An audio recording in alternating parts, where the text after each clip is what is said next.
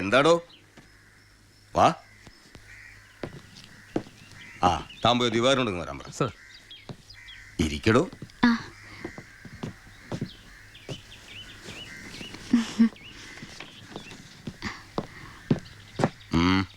Sir, C ബ്ലോക്കിൽ ചിന്നാടനും പരമശിവനും തമ്മിൽ വീണ്ടും തല്ലുണ്ടായി. അവൻ പല തവണയാ ചിന്നാടന്റെ മെക്കെട്ട് കയറണം. താൻ പോയി തൂക്കിയെടുത്തോളൂ വാടോ ആ പരമശിവത്തെ. നിനക്ക് എന്തിന്റെ സൂക്കേടാണ്? മറ്റുള്ളവരോട് മര്യാദയ്ക്ക് പെരുമാറുന്ന നിനക്ക് ഇവനോട് മാത്രം എന്താ ഇത്ര വലിയ സൂക്കേട്? സൂപ്രണ്ടിന്റെ കൈ കിട്ടിയാലുണ്ടല്ലോ പിന്നെ എനിക്കൊന്നും ചെയ്യാൻ പറ്റില്ല. അവനാണെങ്കിൽ സൂപ്രണ്ടിന്റെ ആളും. ഞാൻ വതളങ്ങ അങ്ങോട്ടും ഇങ്ങോട്ടും അറിയും. എന്താന്ന്? എനിക്കും ജീവിക്കണ്ടോ? അച്ഛന്റെ അസുഖം എങ്ങനെയുണ്ട്? പ്രഷർ പെട്ടെന്നൊന്ന് കൂടി കുഴഞ്ഞു വീണു. ഉടനെ ഇങ്ങോട്ട് കൊണ്ടുവന്നു. ഇവിടെ ഇപ്പോ മെഡിക്കൽ കോളേജിൽ അഡ്മിറ്റ് ചെയ്തിരിക്കുക. അതുകൊണ്ട് നേരിട്ട് പറയാൻ വന്നതാ. ഓ, ഇങ്ങോട്ട് കൊണ്ടുപോടോ. ചെല്ലറങ്ങട്.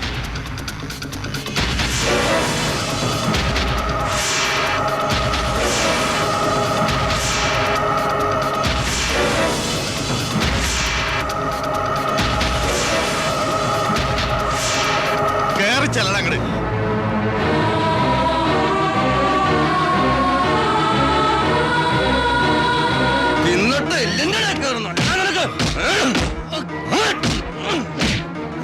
മോളെ നീ പോലും വാ.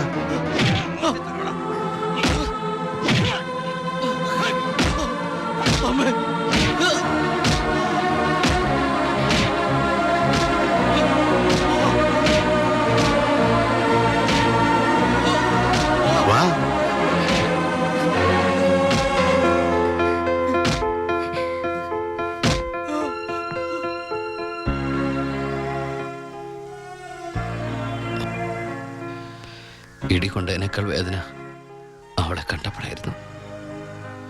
ഇനിയിപ്പോ വീട്ടുകാരറിയും, നാട്ടുകാരറിയും.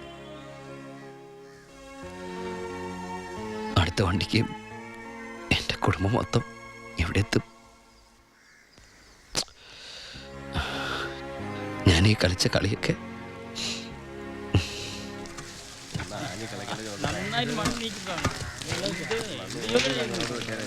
പരമശിവം, നിനക്കൊരു വിസിറ്റർ ഉണ്ട്. വാ. ഈശ്വര, അമ്മയായിരിക്കും.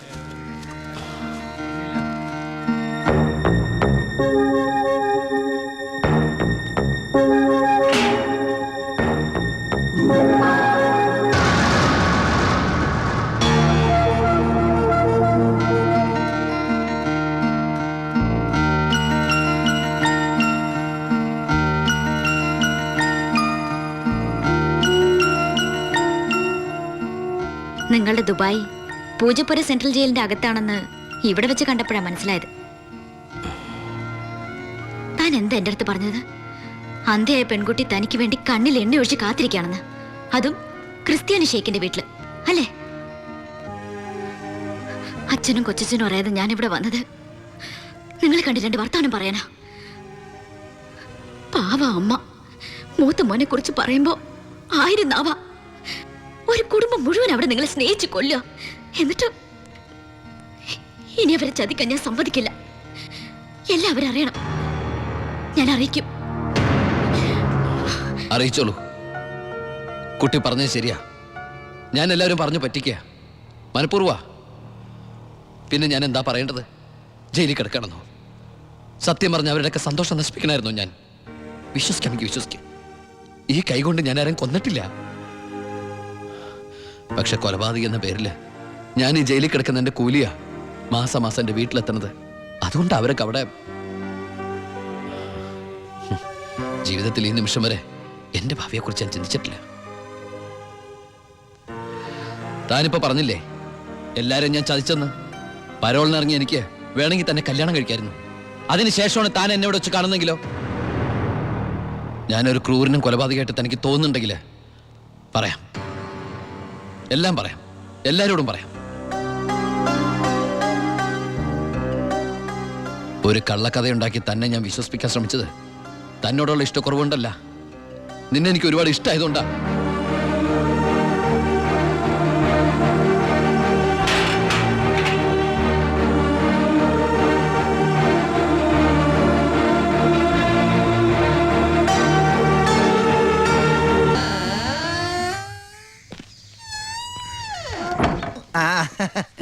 എടാ എന്നെ നിന്റെ ഒപ്പം ഇറക്കി വിട്ടാ മതി. ഇവിടുത്തെ ഏമാനോട് കാല് പിടിച്ച് ഞാൻ പറഞ്ഞു, കേട്ടില്ല. ദേ ചവിട്ടി പുറത്താക്കി. ആരെ നീ നോക്കണത്? നമ്മുടെ ആൾക്കാരും കണ്ടില്ല. ആ, അവർക്കാർക്ക് ഇനി നിന്നെ വേണ്ടായിരിക്കും. നീ വിഷമിക്കണ്ട, അത്യാവശ്യം ദുബായ് സാധനങ്ങൾ വാങ്ങാനുള്ള കാശ് എൻ്റെ കയ്യിലുണ്ട്. പിന്നെ ഒരു ഡ്യൂട്ടി പെയ്ഡ് ഷോപ്പും ഞാൻ അടിച്ചു മാറ്റിയിട്ടുണ്ട്.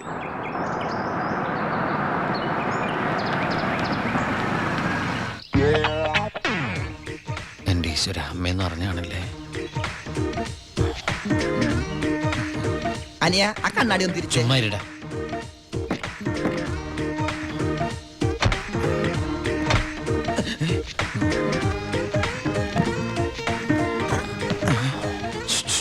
ഷൂവോ? ഷൂ അല്ല, ചെരുപ്പ്. അങ്ങോട്ട് നോക്കിയേ.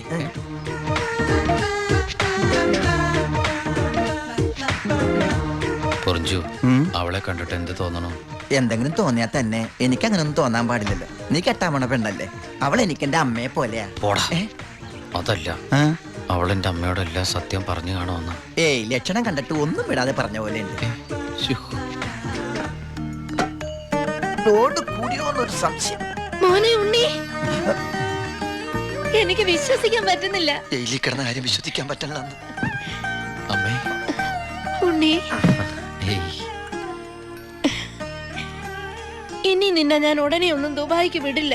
അയ്യോ, ഇനി ദുബായിക്ക് തിരിച്ചു പോകണ്ടമ്മേ, ശിക്ഷ കഴിഞ്ഞില്ലേ? ശിക്ഷയോ? അല്ല, ഈ അറബിയുടെ കൂടെ പണിയെടുക്കാന്ന് പറഞ്ഞാ അതിലും വലിയ ശിക്ഷയുണ്ടോ അമ്മേ? ഇവന് മനസ്സിലായില്ലേ പൊറിഞ്ചു? അന്ന് വന്നപ്പോ വേറെന്തോ പേരാണല്ലോ പറഞ്ഞത്. അതെ, ബിജു. ഈ അറബികൾക്ക് ബിജു എന്നുള്ള വാക്ക് നാവില് വഴങ്ങില്ല. അതുകൊണ്ട് അവര് പൊറിഞ്ചു പൊറിഞ്ഞു എന്നാ വിളിക്കണതേ. ഉദാഹരണത്തിന് സോഡേനെ അമ്മ സോഡ എന്നല്ലേ പറയണത്. എനിക്ക് സോഡ എന്ന് പറയാൻ അറിയാൻ പാടില്ല, ഞാൻ ഷോഡ എന്നാ പറയണ.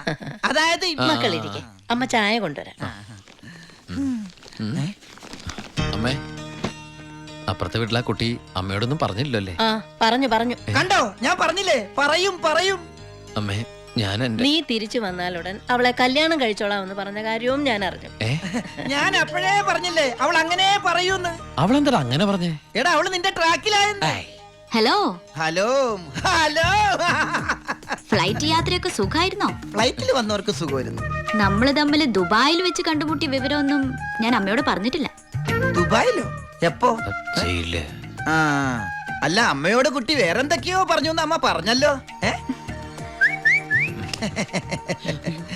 കൊണ്ടാരടങ്ങാണ്ട് വാടക എടുത്ത സ്ഥലം നശിപ്പിച്ച്.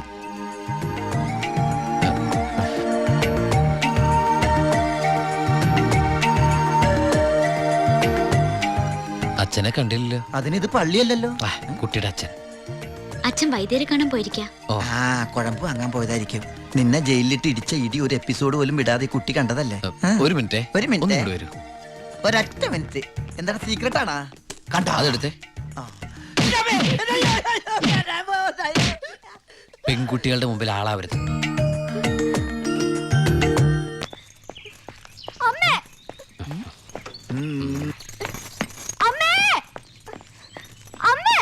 എന്താടി?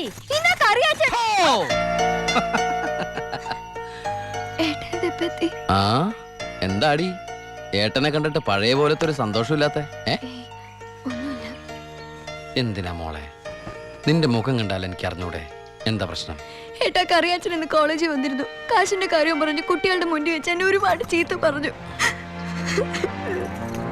അമ്മേ, അമ്മേ. എന്താ മോനെ? ആ കറിയാച്ചൻ ഈ മാസത്തെ കാശ് കൊടുത്തില്ലേ? 6 മാസമായിട്ട് നീ കാശ് അയച്ചില്ലല്ലോ മോനെ.